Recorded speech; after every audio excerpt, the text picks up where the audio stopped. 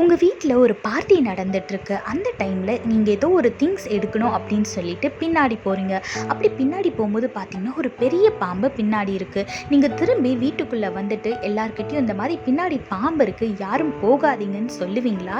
இல்லை பின்னாடி போகிறவங்கள பார்த்துட்டு போகட்டும், போய் கடி வாங்கிட்டு வரட்டும் அப்படின்னு சும்மா இருப்பீங்களா? இது மாதிரி தாங்க நம்மளோட வாழ்க்கையில் நம்மளுக்கு ஏசப்பாவை நல்லா தெரியும். ஏசப்பா நம்மளோட வாழ்க்கையில் நிறையா அற்புதங்களை செஞ்சுருக்காரு. ஏசப்பா தான் மெய்யான தெய்வம்னு நம்ம விசுவாசிக்கிறோம். இப்படி நல்ல விஷயங்களை நம்ம மட்டும் அனுபவிச்சா போதுமா? மற்றவங்க தெரிஞ்சுக்க வேணாமா? வேதத்தில் பாருங்க, 2 ராஜாக்கள் 7:9 போட்டிருக்கு, நாம் செய்கிறது நியாயமல்ல, இந்நாள் நற்செய்தி அறிவிக்கும் நாள். நாம் மௌனமாய் இருந்து பொழுது விடியும் மட்டும் காத்திருந்தால் குற்றம் நம்மேல் சுமரும். இப்போதும் நாம் போய் ராஜாவின் அரண்மனையாருக்கு இதை அறிவிப்போம் வாருங்கள் என்றார்கள். ஆமாங்க, நம்மளுக்கு டைம் கிடைக்கும் போதெல்லாம் ஏசப்பா உங்களோட வாழ்க்கையில என்ன செஞ்சாருன்றத நீங்க மற்றவங்க கிட்ட சொல்லும்போது அவங்களும் ஏசப்பாவை அறிந்து கொண்டு அவங்களும் ரட்சிக்கப்படுவாங்க, ஆசீர்வாதமான வாழ்க்கையை வாழ்வாங்க. அப்படி நீங்க யார்கிட்டயுமே எதையுமே ஷேர் பண்ணாம இருந்து நீங்க மட்டும் சர்ச்சுக்கு போறது வரது பைபிள் வாசிக்கிறதுன்னு ஒழுங்கா இருந்தா மட்டும் பத்தாது. ஏன்னா ஏசப்பா கடைசி நாட்கள்ல வரும்போது உன்கிட்ட கொடுத்த ஆத்துமாக்களுக்காக நீ ஜெபம் பண்ணியா, அவங்க கிட்ட என்னைய பற்றி சொன்னியா அப்படின்னு நம்மளை பார்த்து கேள்வி கேட்பாரு. அதனால உங்களால் எவ்வளோ முடியுமோ, யார்கிட்டலாம் சொல்ல முடியுமோ எல்லாரிடத்துலையும் தேவனை பற்றி சொல்லுங்க. பைபிளும் கையுமா தான் நிற்கணும், ஏசப்பா நல்லவர், நீங்கள் பைபிள் வாசிங்க, சர்ச்சுக்கு போங்க அப்படின்னு டைரெக்டாக சொல்லணும்னு அவசியம் இல்லை. ஏசப்பா உங்களோட வாழ்க்கையில் ஒரு அற்புதம் செஞ்சுருப்பார்ல. சப்போஸ் நீங்கள் ஏதாவது ஒரு வியாதியில் இருந்திருக்கலாம், ஏசப்பா குணப்படுத்தியிருப்பார். இந்த மாதிரி சின்ன சின்ன சாட்சிகளை நீங்கள் சொல்கிறது மூலமாக கூட அவங்க இருதயத்தில் ஏசப்பா செயல்படுவார், அவங்க ரட்சிக்கப்படுவாங்க.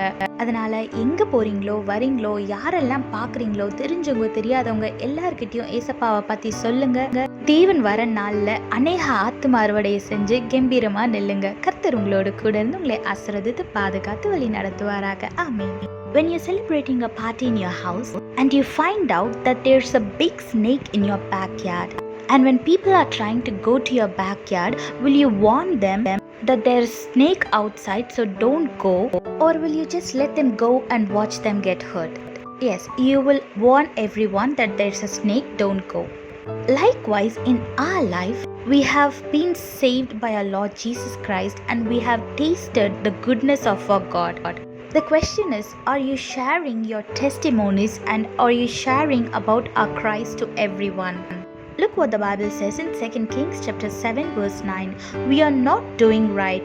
This day is a day of good news. If we are silent and wait until the morning light, punishment will overtake us. Now therefore come, let us go and tell the king's household. Yes, we should share the gospel whenever it is possible. We don't have to go outside with the Bible and preach like, oh, you have to accept Jesus. You can also go to them and say what our God has done in your life.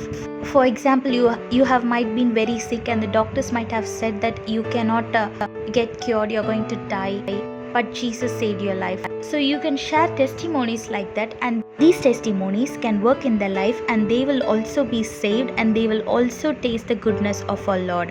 So whenever it is possible, share the gospel, because in the second coming, when our Lord is coming, he will ask you, what about the people that I have given in your life? Did you pray for them? Did you share the gospel with them? Did you guide them in the right way? So if you don't want to be stuck in a situation like that, pray for all the people you know and share the gospel to your neighbors, your co-workers, your friends, families, etc. So that on our Lord's coming, you can stand proudly in our Lord's presence. So don't waste your time and share the gospel to everyone and live a blessed life. God bless you all. Have a blessed day.